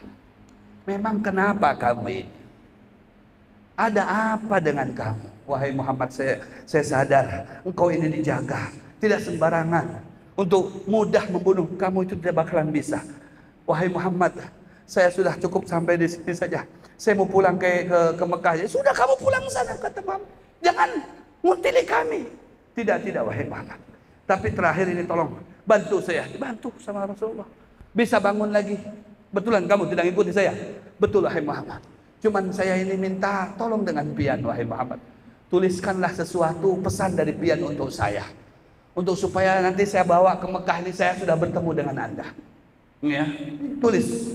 Rasulullah meminta kepada Amir bin Buhairah untuk mencatatnya. Ya, di bagian tulang belulang, tulis. Sehabis itu kata Rasulullah SAW, wahai Suraqah, aku akan memberikan pesan kepada kamu.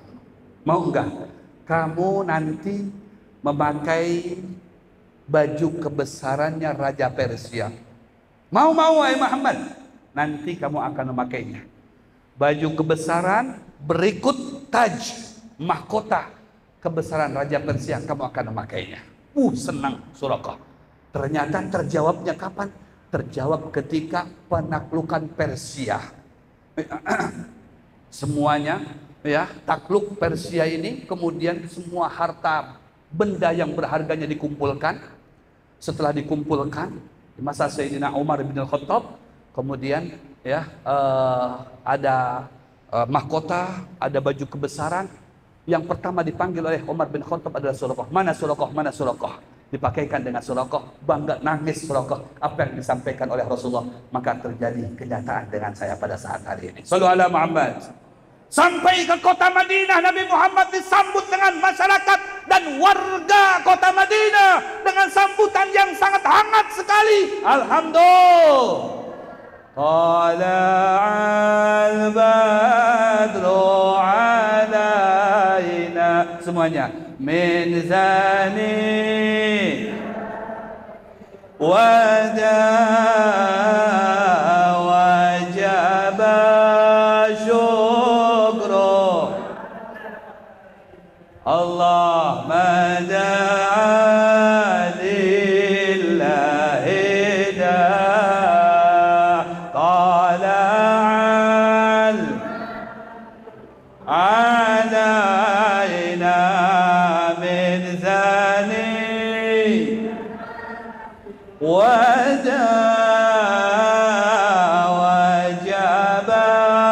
syukru ina madalillahi.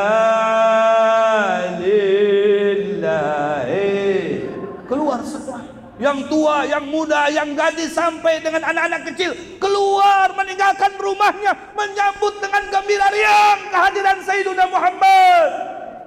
Berikut Sayyidina Abu Bakar, semuanya pada menawarkan singgah kepada Rasulullah. Ya Rasulullah, singgah di rumah kami, singgah di rumah kami, singgah di rumah kami, di tempat kami. Rasulullah tidak menolak, tidak juga mengiyakan. Kata Rasulullah, saya akan mengikuti apa yang dilakukan oleh onta saya. Kalau onta saya berhenti, berarti di situ saya akan tinggal. Kalau berhentinya di pohon, mungkin di pohon juga bisa akan tinggal. Maka terus mengikuti kemana alurnya onta, sampai itu onta berhenti di rumahnya Ayyub Al-Ansari. Abu Ayyub Al-Ansari, disitulah, di rumah situ. Di rumah Abu Ayyub Al-Ansari, onta itu berhenti, langsung berdiam, ya, dan Rasulullah turun dan singgahlah ke rumahnya Abu Ayyub Al-Ansari.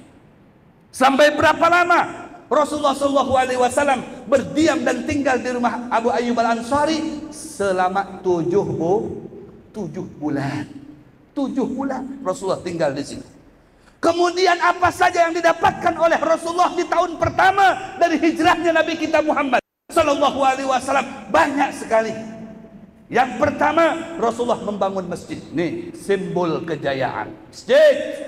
Makanya lah masjid ussisa ala taqwa. Dan di tahun pertama sholat Jumat dilakukan oleh Nabi Muhammad di Bani Sulaim. Pada tahun pertama dari hijrahnya Nabi Muhammad. Dan di tahun pertama itu pula sholat 4 rakaat dilakukan oleh Nabi, Duhur, Asar, dan Isya.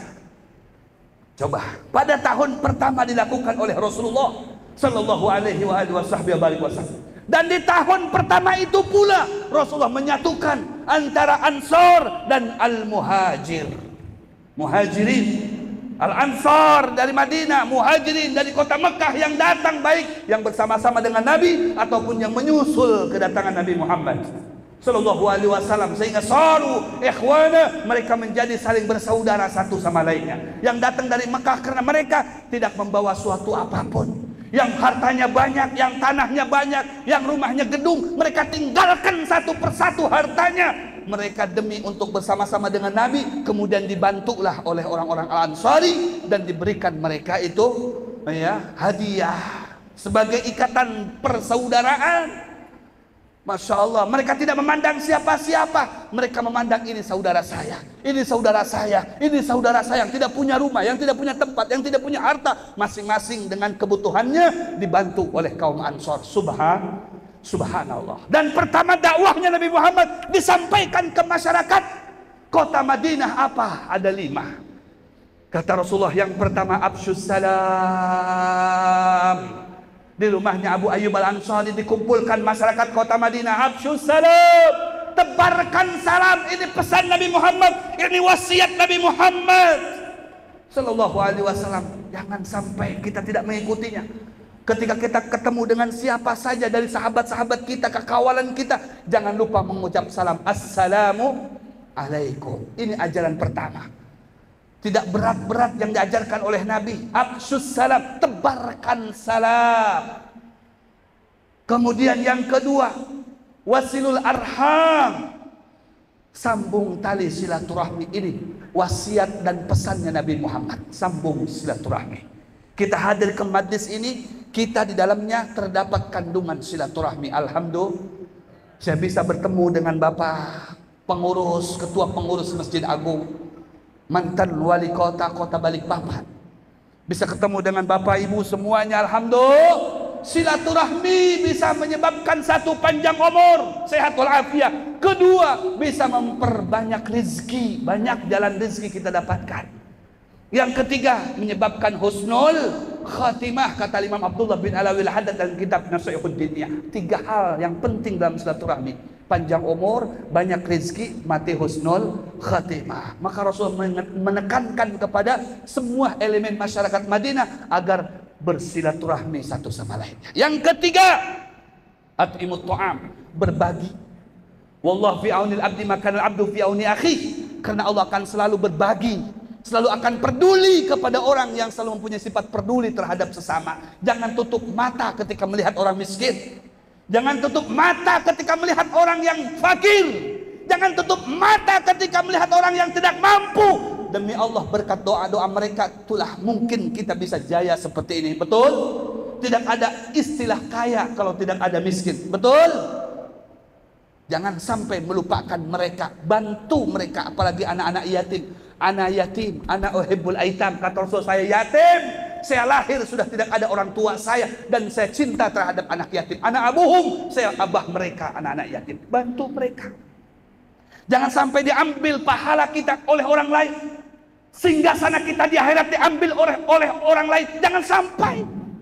Peduli dengan sesama kalau kita ingin mendapatkan pedulinya Allah Subhanahu wa ta'ala kepada kita dan keluarga kita. Masya Allah, at'imut ta'am. Kemudian yang terakhir, wasalli bil-lail wan nas niyam, kata Rasulullah. Ya, bangun tengah malam, salat tahajud meskipun 2 rakaat. Bangun tengah malam, salat hajat, salat taubat, berdoa, memohon kepada Allah, munajat kepada Allah, apalagi di masjidnya Allah Subhanahu wa ta'ala. Apabila 4 ini kau lakukan, kata Rasulullah, tadkhulul jannah bisalam, kalian akan masuk surga dengan selamat. Amin Allahumma. Cinta enggak kita kepada Nabi Muhammad? Cinta apa tidak dengan Rasulullah?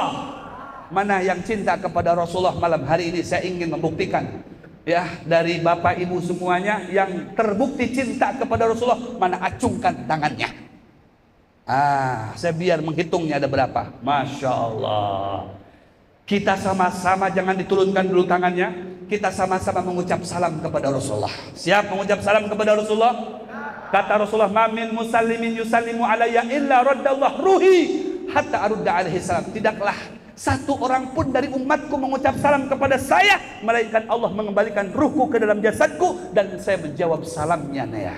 Salamnya mereka, salamnya dia. Yuk sama-sama kita mengucap salam kepada Rasulullah. Ahmad ya Habibi, Habibi, Habibi, salam alaika, salam alaika, Habibi. Kita ulang. Yang kedua kali ini saya minta Bapak Ibu semuanya pejamkan matanya. Bayangkan wajah Rasulullah yang ganteng. Jangan bayangkan wajah saya. Wajah saya wajah pasaran. Ya, bayangkan wajah Rasulullah yang ganteng yang sedang senyum kepada Bapak Ibu semuanya. Ahmad ya Habibi, Habibi, Habibi, salam Habibi, salam alaika, Habibi. Sekali lagi saya minta, ya, yang bawa HP, HP-nya dinyalakan. Nah, ada yang bawa HP? Ibu? HP-nya? Iya, HP-nya dinyalakan lampunya. Dan lampu masjid dimatikan. Mana panitia? Lampu masjid dimatikan sesaat. Tapi jangan pas dinyalakan, bubaran jangan. Ya, lampu masjid dinyalakan. Kemudian HP-nya dinyalakan, niatkan untuk menyalahkan hati kita dengan cahaya cinta kepada Nabi Muhammad sallallahu alaihi Muhammad. Lampu masjid dimatikan. Ya, lampu masjid dimatikan, lampu HP dinyalakan. Semuanya sama-sama kita mengucap salam kepada Rasulullah. Dan Rasulullah sudah menyampaikan bahwasanya akan menjawab salam kita. Kalau salam kita dijawab oleh presiden kita senang, oleh menteri senang, guru senang, ulama senang. Bagaimana dengan Rasulullah yang menjawab salam kita? Ayo sama-sama hidupkan lampu HP-nya, kita goyangkan. Ahmad ya Habibi, Habibi, semuanya. Habibi, salam Habibi, salam alaika, Habibi, Ahmad ya Habibi, Habibi, salam Habibi, salam alaika, Habibi, ya aunal garibi, salam alaika, amnun wa salamun, salam komunal. Semuanya. Salam alaika amnun wa salamun. Salam alaika Ahmad ya habibi. Salam alaika Ahmad ya habibi. Semuanya. Ya Rasulullah, kami mengucap salam kepadamu ya Rasulullah. Terimalah salam kami, pandanglah kami dengan pandangan kasih sayangmu ya Rasulullah. Habibi ya Ahmad ya habibi. Habibi salam habibi. Salam alaika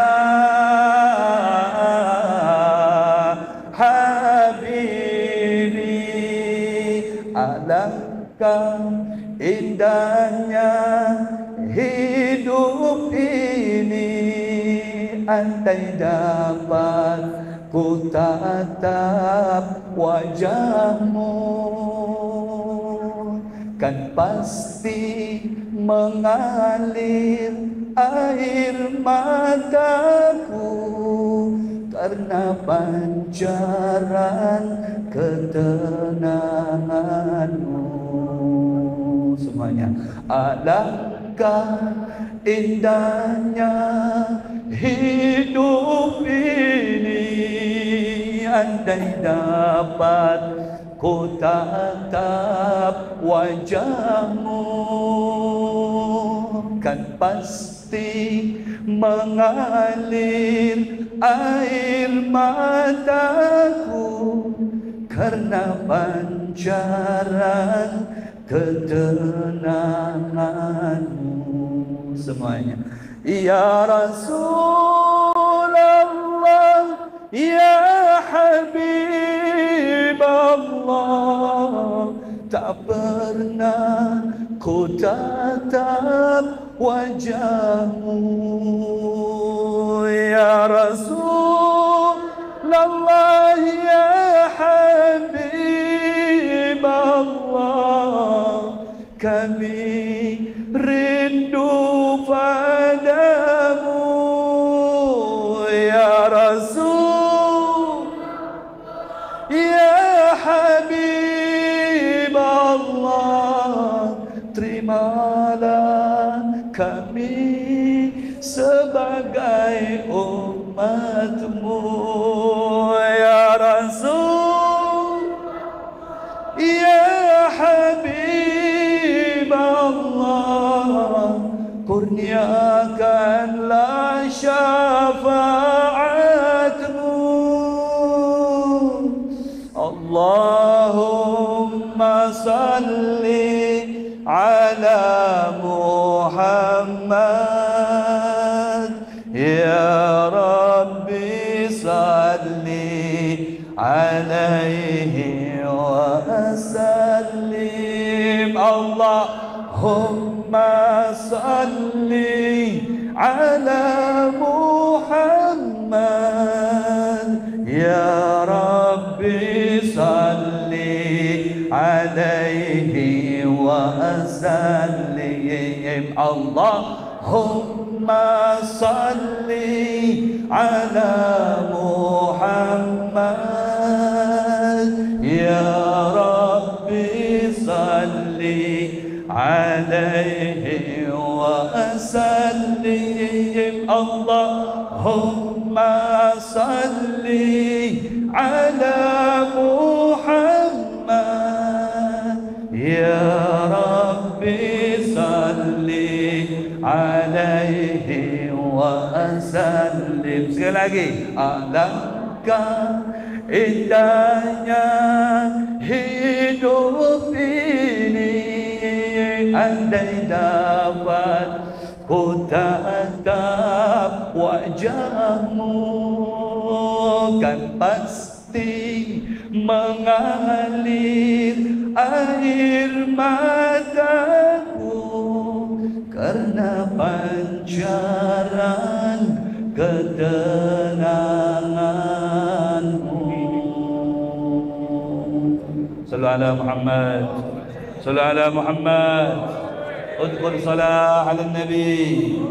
Silahkan kembali lampunya dinyalakan. Semoga kita pulang nantinya membawa cinta kepada Rasulullah, tidak melupakan jasanya Rasulullah, dengan mensyukuri apa yang telah diberikan oleh Allah lewat perjuangannya Rasulullah sallallahu alaihi wa alihi wasallam. Begitu juga lewat para pahlawan kita yang sudah mempertahankan NKRI sampai pada detik ini. Mari kita syukuri dengan menjaga kedaulatan kita, menjaga kebersamaan kita, menjaga sesama kita, menjaga tanah air kita dengan saling mencintai terhadap sesama kita. Kita semuanya bersaudara ya ikhwan, bersaudara seagama, bersaudara setanah air, bukan yang lain. Mari kita tuangkan dan kita tampakkan kecintaan kita terhadap sesama kita, sesama orang Republik Indonesia, demi kecintaan kita kepada Allah dan kecintaan kita kepada Sayyidina Muhammad sallallahu alaihi wa alihi wasallam. Maka yang terakhir bahwasanya Sayyidina Umar menetapkan tahun Hijriah, yaitu dimulai dengan tahun hijrah Nabi Muhammad, kemudian bulannya dimulai dengan bulan Muharram, dan kita masih berada di bulan Muharram. Alhamdulillah, mudah-mudahan apa yang kita lakukan, kita perbuat pada malam hari ini membawa keberkahan untuk kita dan keluarga kita khususnya, dan untuk lapisan masyarakat kota Balikpapan tercinta. Amin Allahumma. Ini yang dapat saya sampaikan. Kita tutup dengan doa kafaratul majlis. Subhanakallahumma bihamdika nasyhadu an la ilaha illa anta nastaghfiruka wa natubu ilaik. Billahi taufiq wal hidayah wal ridha wal inayah wal afu minkum. Thumma assalamu alaikum warahmatullahi wabarakatuh.